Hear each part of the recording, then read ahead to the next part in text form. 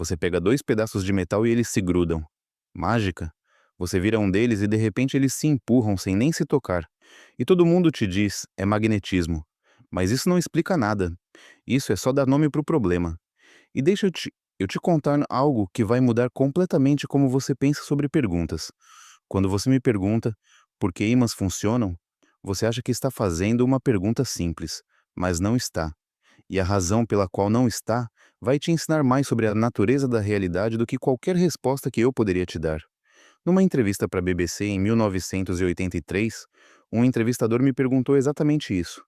O que está acontecendo entre esses dois pedaços de metal? E eu dei uma resposta que deixou muita gente irritada comigo, mas era resposta honesta. Porque quando você pergunta por que algo acontece, como é que uma pessoa responde? Depende completamente do que você já sabe, do que você está disposto a aceitar, como explicação. Deixa eu te dar um exemplo. Sua tia Minnie está no hospital. Por quê? Porque ela saiu, escorregou no gelo e quebrou o quadril. Isso satisfaz a maioria das pessoas, mas não satisfazeria alguém que veio de outro planeta e não sabe nada sobre por que quando você quebra o quadril você vai para o hospital, ou por que gelo é escorregadio. E se você continuar perguntando por que profundamente o suficiente sobre qualquer coisa, você eventualmente chega num ponto onde eu tenho que dizer, não sei. Essa é só a maneira como a natureza é. Então quando você me pergunta por que ímãs se atraem, eu poderia dizer, ah, é porque existe uma força magnética entre eles. Mas isso não te diz nada que você já não sabia. Você já sabe que eles se atraem. Dizer que existe uma força magnética é apenas dar um nome para coisa que você já viu acontecer. Não é uma explicação. Eu poderia tentar te dar uma analogia. Poderia dizer que ímãs se atraem como se estivessem conectados por elásticos. Mas aí eu estaria te enganando, porque eles não estão conectados por elásticos. E se você fosse curioso o suficiente, você me perguntaria: por que elásticos puxam de volta quando você estica? E eu teria que explicar isso em termos de forças elétricas, que são exatamente as coisas que eu estava tentando usar os elásticos para explicar em primeiro lugar. Então vou te dizer a verdade honesta. Eu não posso explicar a atração magnética em termos de nada que seja mais familiar para você, porque não existe nada mais familiar. Magnetismo é uma das forças fundamentais da natureza. E é por isso que a pergunta é tão difícil. Mas espera, deixa eu te contar o que eu realmente sei sobre magnetismo. E o que eu descobri vai ser muito mais interessante do que qualquer analogia boba com elásticos. Porque quando você olha profundamente para o magnetismo, você descobre algo absolutamente surpreendente. Magnetismo não é realmente diferente de eletricidade. Eles são dois aspectos da mesma coisa fundamental. Nas minhas palestras em Caltech, eu comecei descrevendo assim: imagina uma força que varia como o inverso do quadrado da distância, como gravidade, mas que é cerca de 1 bilhão de vezes mais forte. E com uma diferença crucial, existem dois tipos de matéria, que a gente pode chamar de positiva e negativa. Tipos iguais se repelem, tipos diferentes se atraem. Isso é força elétrica. E magnetismo? Magnetismo acontece quando cargas elétricas se movem. Quando você tem uma corrente elétrica fluindo num fio, você cria um campo magnético ao redor dele. Quando elétrons giram dentro de átomos, eles criam minúsculos campos magnéticos. Um ímã permanente é um pedaço de material onde trilhões de trilhões desses minúsculos campos magnéticos atômicos estão todos alinhados na mesma direção. Mas aqui está onde fica realmente profundo. O que é um campo elétrico para você pode parecer parcialmente magnético para outra pessoa se movendo em velocidade diferente. Eletricidade e magnetismo se misturam dependendo do seu estado de movimento. Eles não são coisas separadas, são componentes de um único objeto que a gente chama de campo eletromagnético. Isso vem direto da relatividade especial de Einstein. Então, quando você me pergunta por que ímãs funcionam, a resposta mais honesta que eu posso dar é porque existem forças eletromagnéticas. E essas forças eletromagnéticas são uma das propriedades fundamentais da natureza. Elas simplesmente são. É como perguntar: por que cargas elétricas existem? Não sei. Elas existem. E a gente descobriu as regras de como elas se comportam, as equações de Maxwell, que descrevem perfeitamente todo o fenômeno eletromagnético. Mas o porquê fundamental permanece misterioso. Agora, deixa eu te contar sobre algo ainda mais bizarro. Quando você olha para o que realmente mantém os ímãs sendo ímãs, o que faz os Minúsculos campos magnéticos atômicos se alinharem, você encontra algo que nenhuma teoria clássica consegue explicar. Tem que ser mecânica quântica. E não é magnetismo que mantém eles alinhados. É uma força muito mais forte. Nas minhas palestras eu expliquei que se você calcular a força magnética direta entre dois átomos vizinhos, ela é muito fraca. 10.000 vezes mais fraca do que o necessário para explicar ferromagnetismo.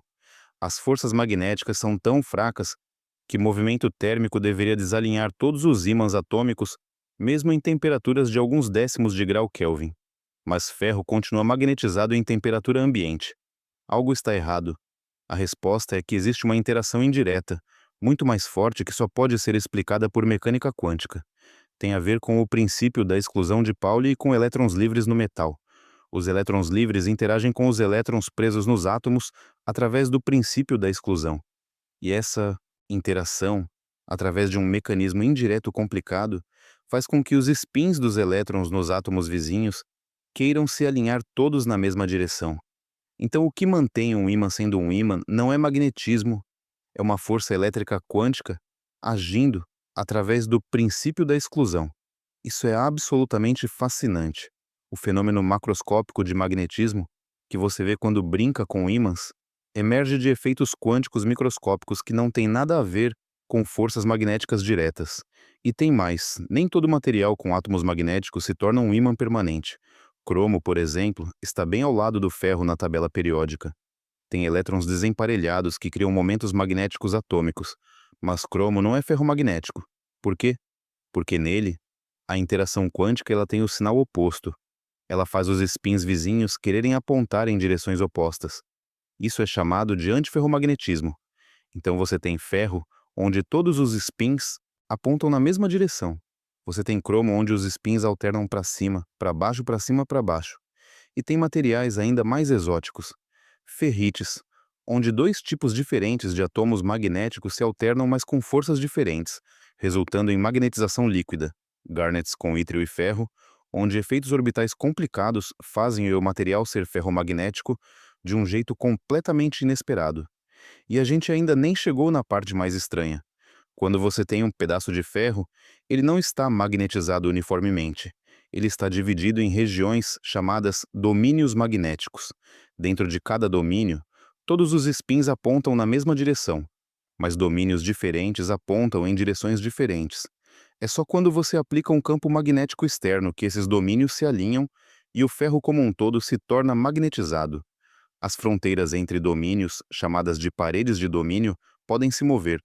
Quando você magnetiza ferro, você não está realmente virando todos os spins.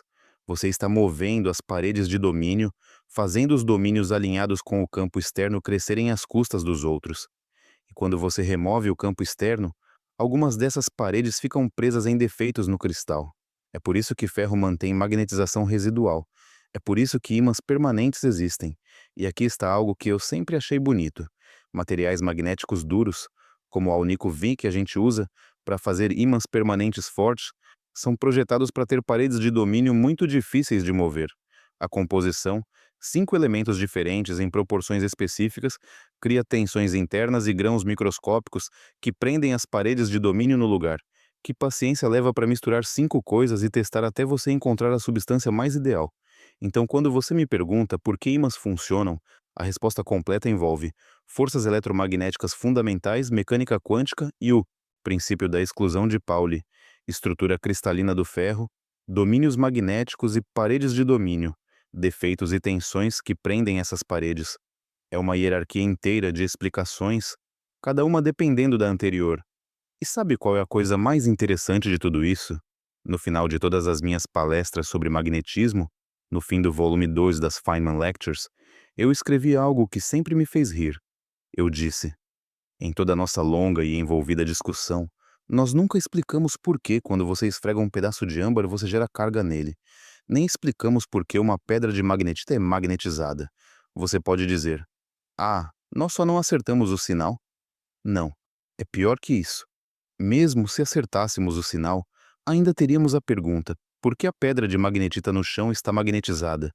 Existe o campo magnético da Terra, claro, mas de onde vem o campo da Terra? Ninguém realmente sabe. Só existem alguns bons palpites.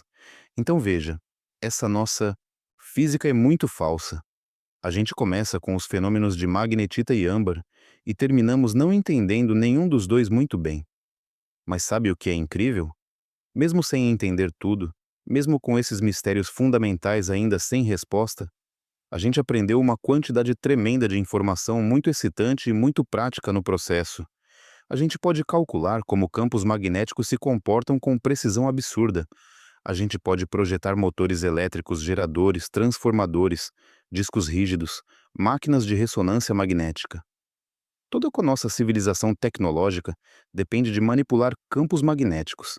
E voltando à pergunta original, quando você coloca sua mão numa cadeira, ela te empurra de volta. Você não acha isso estranho? Mas é a mesma força elétrica fundamental. São repulsões elétricas em detalhes microscópicos que mantêm seu dedo longe da cadeira.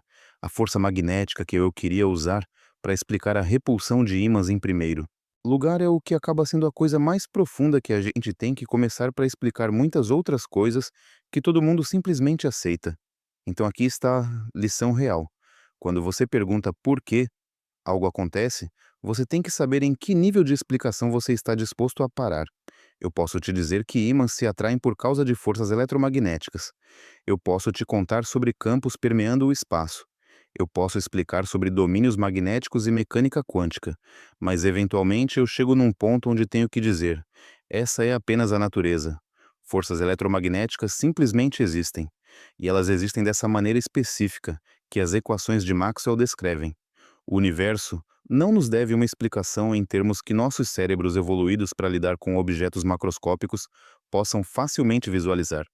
Tudo o que a gente pode fazer é descobrir as regras que a natureza segue, escrever as equações, fazer previsões, testá-las experimentalmente. E quando as previsões se confirmam com precisão fenomenal, a gente sabe que está no caminho certo, mesmo que o porquê profundo permaneça misterioso. Então, a resposta revolucionária que eu tenho para você não é sobre como ímãs funcionam, é sobre a natureza das perguntas.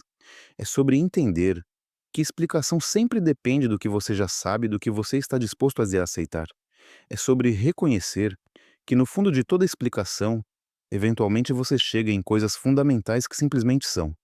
E aprender a ficar confortável com isso, aprender a trabalhar com isso, é o que significa realmente entender física.